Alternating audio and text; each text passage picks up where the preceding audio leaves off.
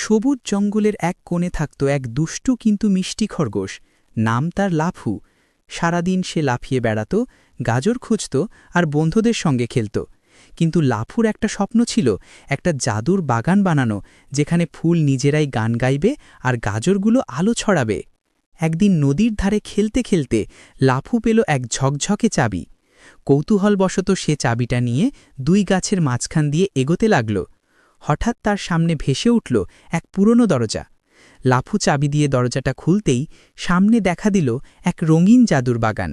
সেখানে ফুলেরা বাতাসে নিচে চলেছে আর প্রজাপতিরা আলো ছড়াচ্ছে চারদিকে। বাগানের মাঝখানে দাঁড়িয়ে আছে এক বিশাল সোনালি গাজর। আনন্দে লাফু ছুটে গেল তার দিকে, কিন্তু তখনই এক লোভী কাক এসে ঝাঁপিয়ে পড়ল গাজরটা চুরি করতে।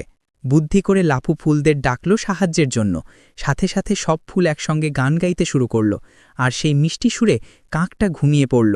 গাজর বাঁচান লাফু। উপহার হিসেবে জাদুর বাগান তাকে দিল একটি ছোট্ট জাদুর বীজ। লাফু সেটি নিজের গর্তে পুঁতে দিল, আর সেখানে জন্ম নিল ছোট্ট এক জাদুর বাগান। এখন প্রতিদিন সব খরগোশ আর জঙ্গলের অন্য প্রাণীরা সেখানে আসে খেলতে, গাজর খেতে আর আনন্দ করতে।